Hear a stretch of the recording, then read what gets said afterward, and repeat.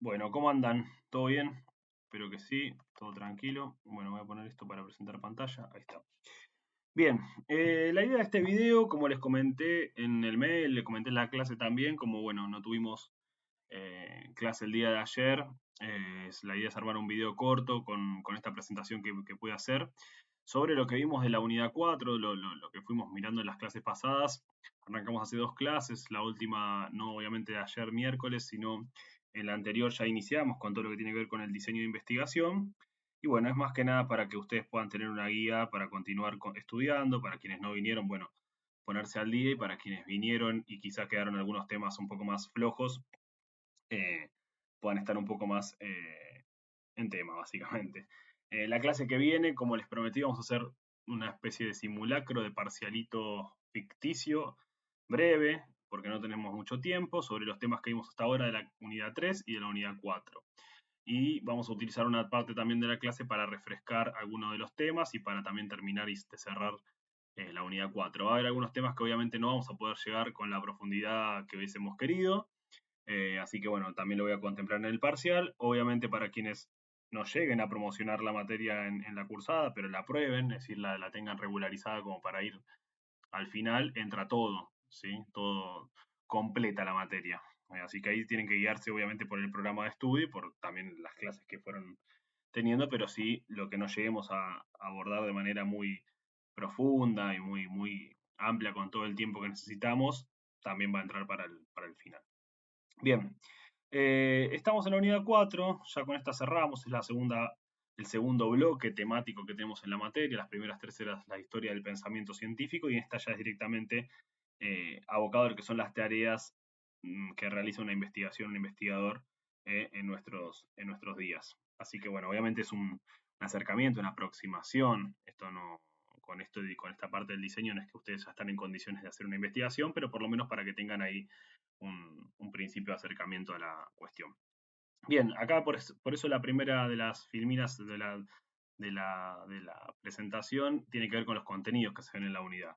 Y esto es muy importante, como siempre les digo, remitirse al programa de estudio, remitirse a cuáles son los contenidos que fueron pensados por el equipo de cátedra para que ustedes puedan estudiar, porque también son en base a los cuales se van a preparar los exámenes. Entonces, bueno, diseño y etapas de la investigación, delimitación del tema de estudio, el problema de investigación, las tareas de revisar la bibliografía, el papel del marco teórico. Hasta ahí llegamos básicamente la clase pasada. Después ahora vamos a ver un poco de los objetivos, que se dividen en generales y específicos. Los tipos de estudio, algo les comenté también en la clase, que existen exploratorios, descriptivos y explicativos. ¿Qué son hipótesis? Eso lo estuvimos viendo ya desde hace varias unidades, pero es importante resaltarlo a los fines de que vean que todavía se sigue trabajando con hipótesis. Las variables, las técnicas cualitativas y cuantitativas de investigación, esto también ya lo vimos en otras clases, lo vamos a reflotar ahora. La unidad en el manual empieza con algo referido a la diferenciación entre estudios, diseños cualitativos y cuantitativos. Acá vamos a ver más las técnicas. Bueno, fuentes de información, unidad de análisis, población, muestra y tipos de muestra. Y por último, perdón, el proceso de recolección de datos. Esto último, lo que les digo sobre análisis, unidad de análisis, población, recolección de datos, etcétera, es lo que quizás menos llegamos a profundizar, pero bueno, vamos a ver ahí unas definiciones muy sintéticas, pero que obviamente, como todo les decía, va a entrar en el parcial. Bien, arranquemos. Decíamos, ¿qué es un diseño de investigación? Bueno, son estos pasos. ¿Sí? Habíamos dicho en algún momento que la ciencia moderna, la ciencia actual, es una ciencia que se hace con un método, es metódica. ¿Sí? Es decir, tiene una planificación, tiene un pensar cómo se va a hacer esa acción que es la investigación. Entonces, bueno, habíamos dicho que la investigación tiene que tener un diseño, esa planificación, y que hablamos de un orden, ¿sí? En esa tarea de investigar. Cuando nosotros preparamos una receta, a mí me gusta mucho usar ese ejemplo, esa metáfora de la receta en la cocina, ¿sí? Uno dice, bueno, ¿cuál es mi propósito acá? Bueno, no sé, hacer una torta. Para hacer una torta tengo que ordenarme en ciertos pasos que tengo que ir cumpliendo para poder efectivamente llegar a concretar esa meta, ese propósito que es hacer una torta. Entonces, bueno, cada uno de esos pasos tiene que ver con, no sé, ir a pensar en los ingredientes, ir a comprarlos, organizarlos en la mesada, ver si tengo o no un horno acorde a lo que yo quiero preparar, ver si tengo el tiempo para poder preparar lo que quiero, porque no es lo mismo, no sé, hacer un huevo frito que hacer una torta, como les decía. Entonces, bueno, todo ese tipo de cuestiones es algo que uno tiene que pensar de antemano y ordenarlo, ¿no? Entonces, bueno, ahí vamos a ver que ese proceso de investigación consta de un diseño, una guía, eh, que tiene estas etapas que, como decíamos, que bueno, ya esto es un recorte obviamente del manual, lo tienen en el manual también. En la clase yo lo que armé fue acá un pequeño cambio.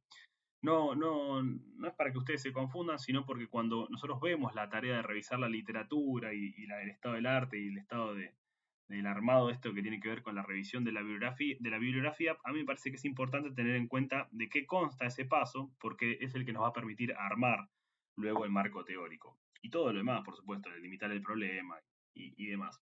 Es decir, revisar la bibliografía, como vamos a ver ahora de nuevo, como ya lo vimos también en las otras clases, requiere tener una lectura profunda sobre el tema que quiero abordar.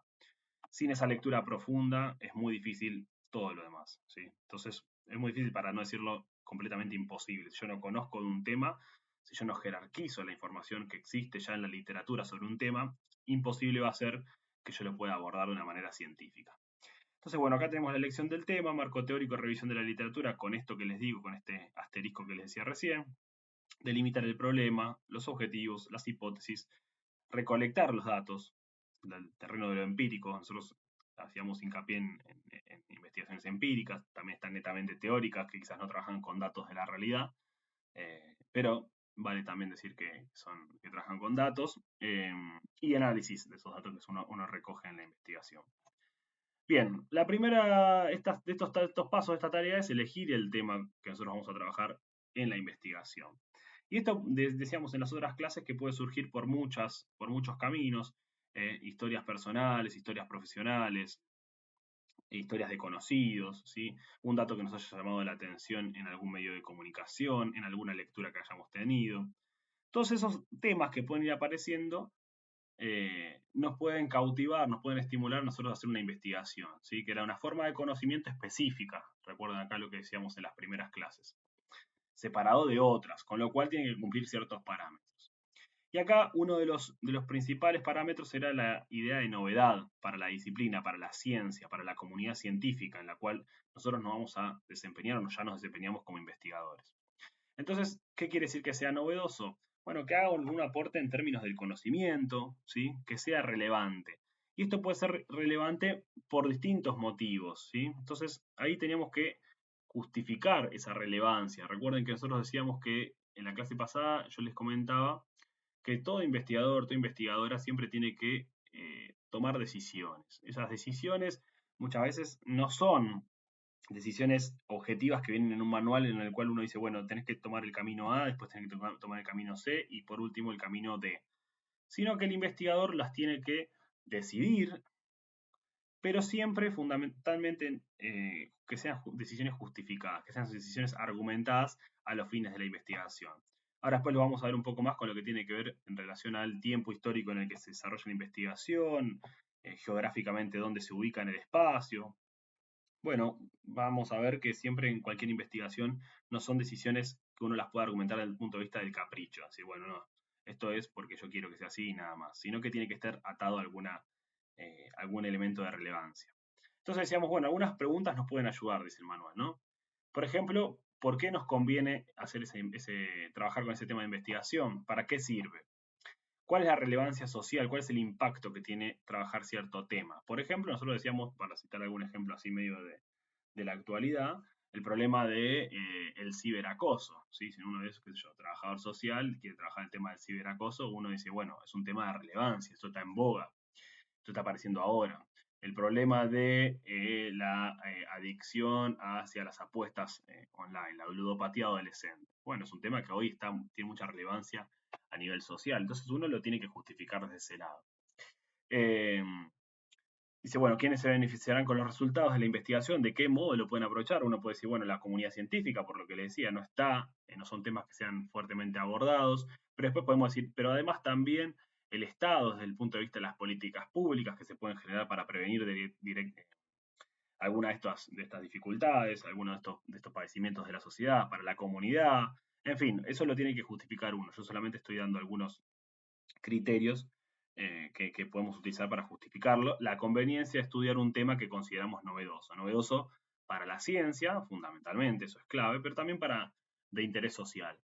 Entonces ahí dicen, bueno, ¿resolvemos algún problema práctico? Volvemos al mismo ejemplo que les decía recién. Bueno, un problema práctico es que uno si saca estadísticas, que no son las que tengo ahora y con las que voy a trabajar, pero supongamos que uno va y en ese análisis que tiene que hacer para elegir un tema, dice, bueno, 4 de cada 10 adolescentes tienen algún tipo de problema con el consumo de drogas. Entonces, bueno, uno quiere trabajar con ese tipo de problemática y obviamente que tiene un valor práctico, obviamente que tiene una implicancia práctica.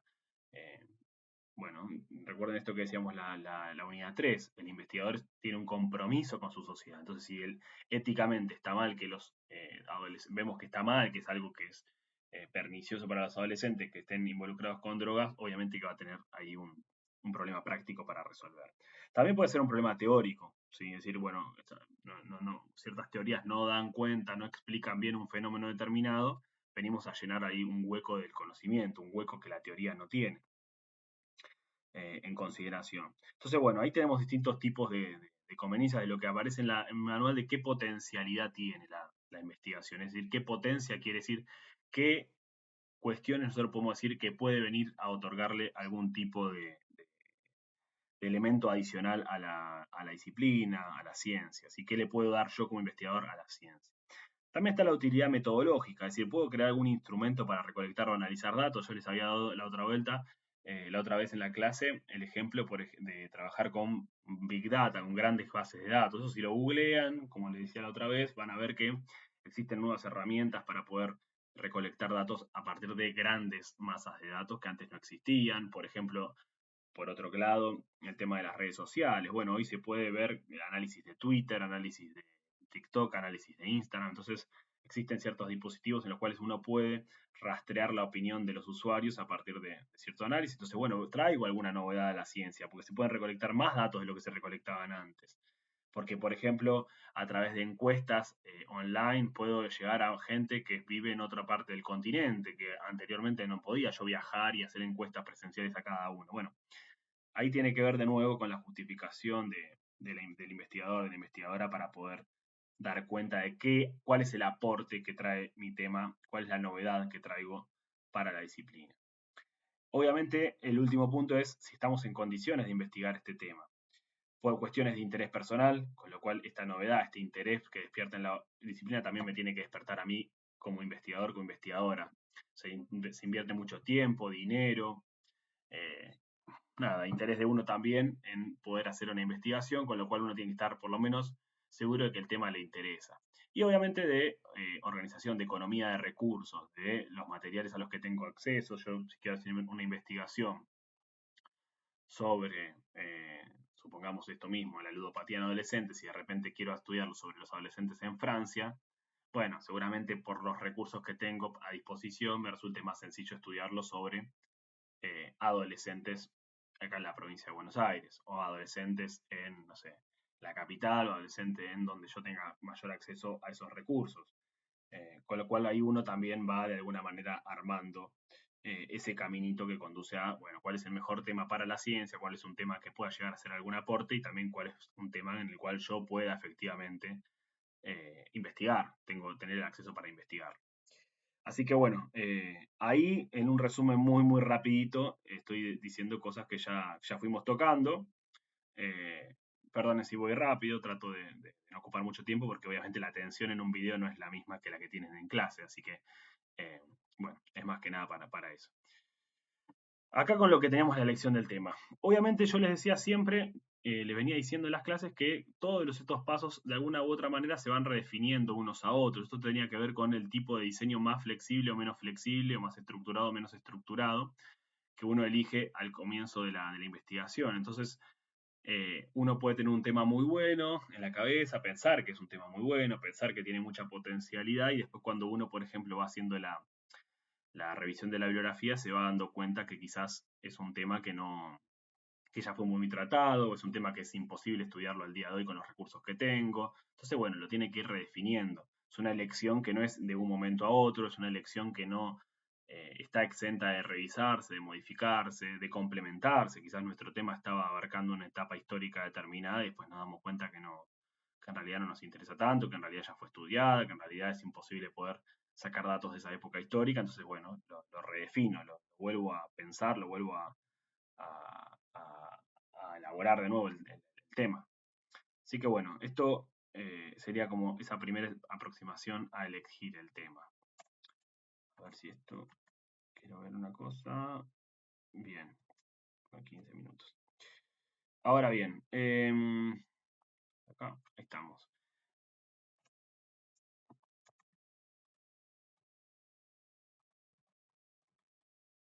Bien,